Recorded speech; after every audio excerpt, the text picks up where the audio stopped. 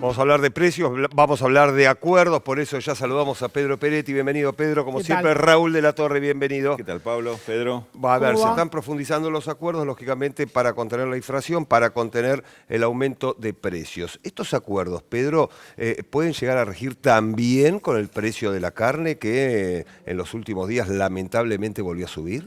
Y sí, obviamente. El gobierno está estudiando medidas para tomar para controlar el precio de la carne, que tiene algunos componentes que la han hecho aumentar, que son muy importantes que tengamos en cuenta. Uno, el problema de la gran sequía. Sí. Eso determinó que mucha gente se desprendiera antes de los animales y que, ahora con la lluvia se empiece a retener y eso implica de que va a retasear un poco la oferta. Otro tema importante es el precio del maíz. El precio del maíz ha tenido una suba importante. Hoy el maíz es un insumo difundido, básico para un montón de producciones. Es igual que la chapa, aunque parezca distinto. Es igual que el vidrio, que son insumos difundidos, que el gobierno ha tomado una muy buena decisión en los precios justos, Rulo lo puede conocer mejor que yo el tema, que es incorporar los insumos difundidos al control de precios. Que ese era un tema que estaba muy requerido por las pymes especialmente.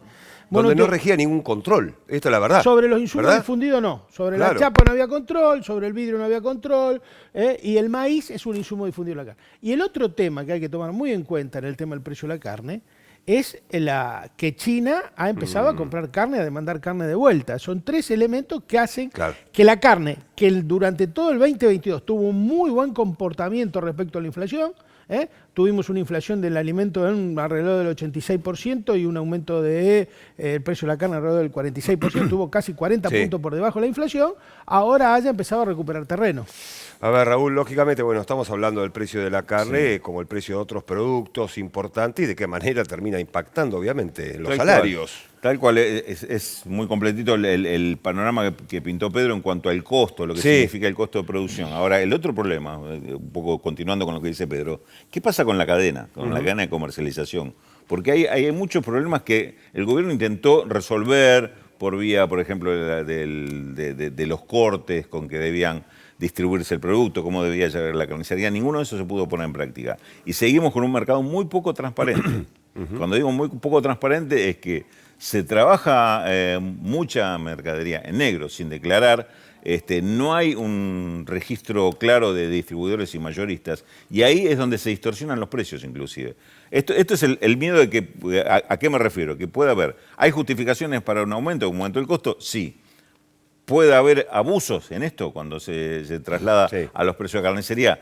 Y uno diría, y seguramente. Y hay abusos. Ahí La está experiencia el tema. te indica Ahí está que la cuestión, ¿no? Hay abusos en la... Entonces, acá puede haber dos problemas. Que algunas carnicerías, algunas zonas, le falte producto, porque no le entregan especulando con este tema, y el otro que venga con aumentos excesivos. Sobre esto, lamentablemente, no hay un control fuerte, ni siquiera yo diría que hay una colaboración por lo menos de los grandes frigoríficos, que son los exportadores, los que manejan las grandes cantidades, puede decir, bueno, a ver, vamos a colaborar en que haya determinado control, con los volúmenes que manejamos, esto se puede resolver. ¿Vos te acordás? ¿Ustedes se acuerdan cuando se hacían los acuerdos de cupos de exportación y decían, bueno, estos grandes frigoríficos van a garantizar determinada cantidad de tonelaje para el mercado interno? Nunca funcionó bien eso, nunca funcionó bien porque son demasiado poderosos y tienen demasiados intereses propios en el negocio. Además, control de precio sin control popular y sin control estatal es como ir a pescar y no llevarte la caña a pescar. Es una cosa que no se complementa. Pero hay un detalle muy importante en el precio de la hacienda. La hacienda en pie ha aumentado, ha tenido en el mercado ahora de cañuelas un aumento muy importante. Yo creo que la Argentina debería pensar en armar mercados de referencia regionales. No puede ser el mercado de Liniers el único punto de Cañuela ahora, ex Liniers, el único punto de referencia para la carne que se vende en el Chaco o que se vende en Tierra del Fuego o en Santa Cruz. No puede ser ese el punto de referencia. Hay que armar mercados de referencia regionales. Los mercados de referencia son muy importantes porque ayudan a lo que plantea Rulo, ayudan a transparentizar. Vos sabés que el precio de la hacienda en pie vale tanto. A partir de ahí podés sacar una conclusión si hay abuso o no hay abuso, y eso es muy importante tenerlo en cuenta. Pero hay un solo mercado en un solo lugar y debería eso distribuirse. Otro punto, otro eslabón interesante es el tema de los frigoríficos municipales. Bueno, en tu pueblo lo tienen allá Máximo Paz. El tema de un frigorífico municipal que por lo menos sea referencia de precio también para la producción de carne y el precio al que se le vende al carnicero.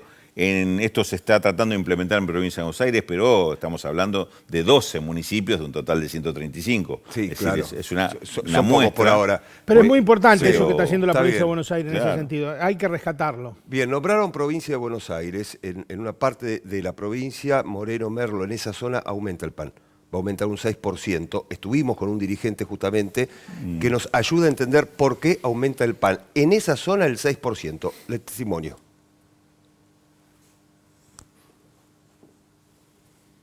Ciudad va a haber 5.000. Un pequeño aumento de un 6%, teniendo en cuenta de que desde octubre que no aumentamos y el fideicomiso aumenta a 4,5 por mes, más la inflación que es de un 5 por mes diario, creo que con un 6% que son 30 pesos, de 4,30 a 4,60, es un aumento que nos ayuda a paliar un poquito la situación. Pero quiero aclarar para todos los oyentes, es que el pan en el mostrador se vende un 10-15%, lo demás se saca a la reventa donde hay supermercados chinos, donde hay sucursales, almacenes, el negocio de barrio, en el cual hay que darle por lo menos 100 pesos, 120 pesos de ganancia, o sea que al panadero le quedarían 330 pesos el kilo de pan. Y ahí hay que defender la logística, la elaboración. El que tiene una panadería con buena calidad pone extracto de malta, mejoradores aditivos que, si conocés, bueno, el pan, si no tiene toda esa oleomargarina, todo lo que requiere el pan, a la noche está para rallar. Entonces, para tener una buena calidad de pan tenés que ponerle materias primas e ingredientes que favorezcan a la calidad del pan. Lo que encarece mucho es el IVA, el ingreso bruto. Si la bolsa de harina vale 2.400 pesos, con IVA e ingresos brutos se va a 3.000. Pero ahí habría que hacer un seguimiento de no cobrar el IVA, pero también hacer un acuerdo con la Secretaría de Comercio para que el pan se respete a un precio accesible a la gente trabajadora y a todos los ciudadanos. Y también hay una realidad, ¿no? Está la harina subsidiada y la harina que no está subsidiada. Pedro, ¿qué tema ¿no? Es un tema. Lo del IVA no funciona. No, claro. Claramente, porque el precio, la carne tiene el 10,5 de IVA. Sí. Paga la mitad de IVA y ya hemos visto... Hoy del 21%. Del 21%. Claro. Del IVA. Entonces, el tema del precio del pan es un tema... Lo primero que hay un mito en la Argentina, muy difundido, que es que nosotros producimos trigo y no debería... Nosotros no producimos trigo, la Argentina no produce trigo. El trigo lo producen un puñado de productores, megaproductores, y un puñado de molinos harineros que son los dueños de la harina. Entonces, ese problema de que hay que entender que si no hay algún mecanismo regulatorio permanente sobre el precio de los alimentos, es imposible. Porque ustedes fíjense en lo que pasó este año. Tenemos récord de exportaciones. Récord histórico de exportación en volumen. Casi 60.000 millones de dólares, de esos 100.000 provienen del campo. Buena parte de eso proviene del trigo, que ahora ha aumentado el precio internacional. ¿Por qué? Porque la guerra de Ucrania sigue impactando sobre el precio de los alimentos, las proyecciones de la producción de trigo de Ucrania ha bajado bastantes toneladas y Putin va a controlar la salida de ese trigo por el mar de Azov. A ver, entonces, ¿qué hacen las empresas? Lo exportan. Lo mismo que pasa con la carne, lo mismo que pasa con el aceite, lo mismo que pasa con todo. Y en el pleno récord de exportaciones argentinas, tenemos el 40.2 de pobreza, 8.1 de indigencia, bajaron 2.2 los salarios y aumentaron 3.5 las ganancias de las empresas. ¿Dónde está el problema? El salario no es inflación, el volumen exportado no genera bienestar por sí solo. El problema ¿dónde está? Que hay que controlar las empresas. Es una cosa que mientras no controlemos eso, vamos a tener siempre este problema. Pedro, gracias. Pedro Peretti, nos reencontramos la próxima semana Muchas con Raúl de la